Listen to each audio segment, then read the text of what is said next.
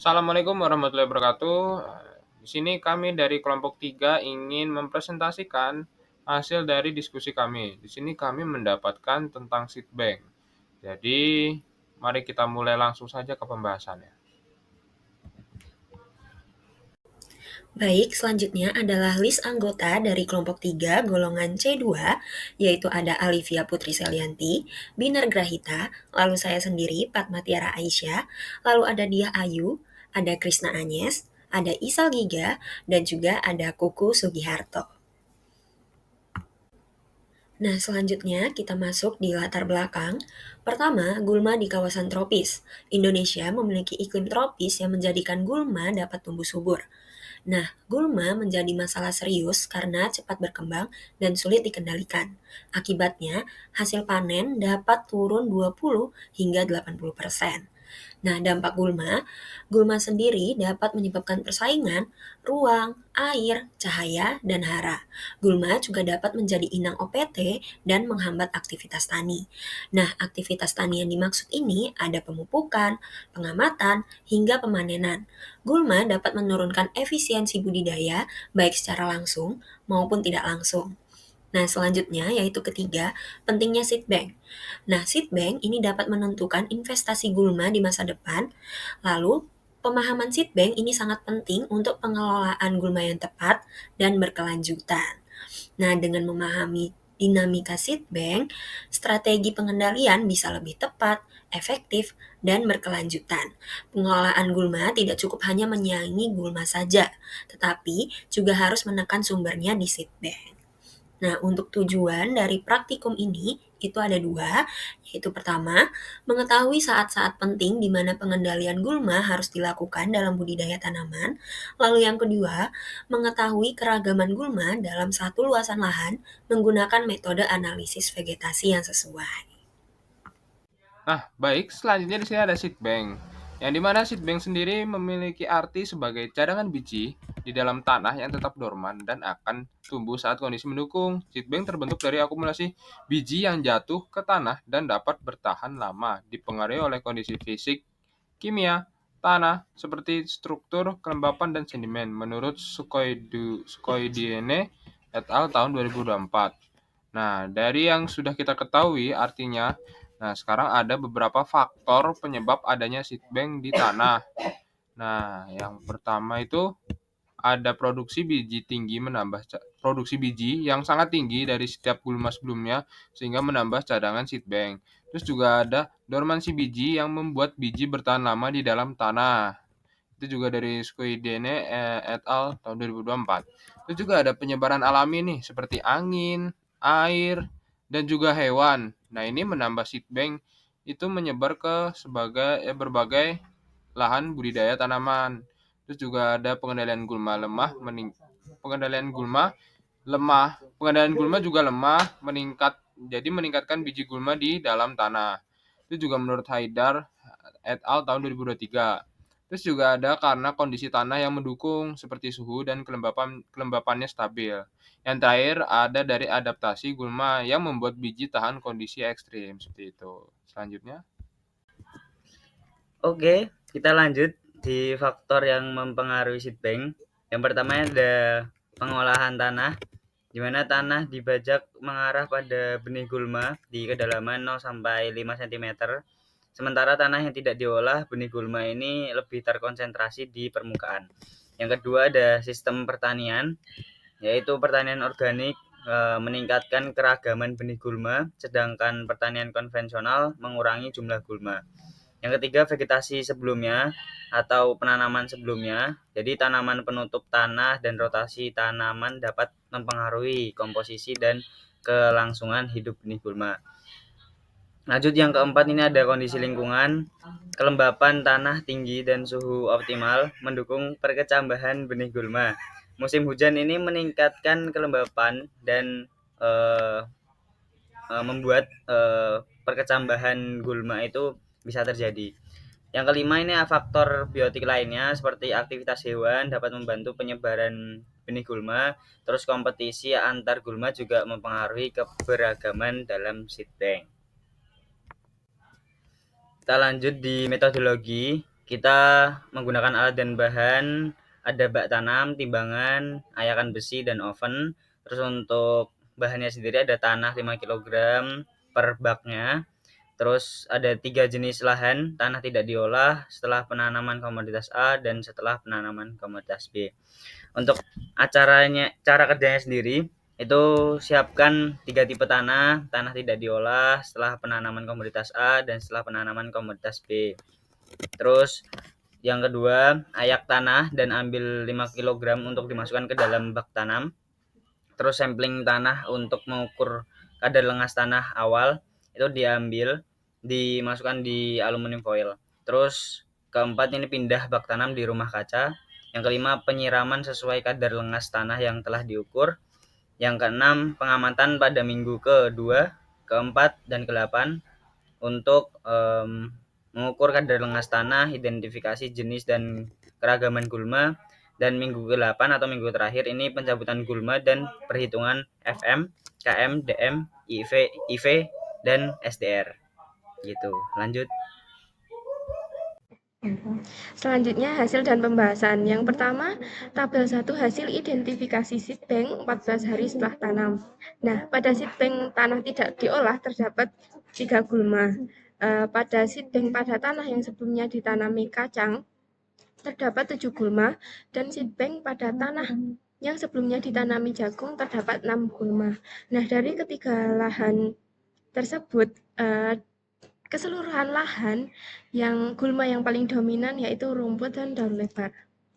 Nah, hal ini sejalan dengan penelitian Benvenuti yang menunjukkan bahwa tekian memiliki presentasi tinggi di tanah tetapi muncul lebih sedikit dibanding rumput pada fase awal pertumbuhan. Nah, selanjutnya pada tabel 2, hasil identifikasi seed bank 28 hari setelah tanam. Nah, pada seed bank tanah tidak diolah terdapat 4 gulma, di mana terdapat peningkatan 1 gulma dari 14 hari setelah tanam. Nah, yang kedua, seed bank pada tanah yang sebelumnya ditanami kacang tanah itu terdapat 8 gulma. Di sini terdapat peningkatan 1 gulma dari 14 HST. Yang ketiga, seed bank pada tanah yang sebelumnya ditanami jagung terdapat 10 gulma. Di sini terdapat peningkatan 4 gulma. Dari ketiga lahan, gulma yang paling dominan dari keseluruhan yaitu rumput dan daun lebar. Nah, komposisi seed bank dan vegetasi di atas tanah sering berbeda. Seed bank cenderung menyimpan banyak spesies dengan biji kecil atau dorman, meskipun tidak semua muncul pada fase vegetatif.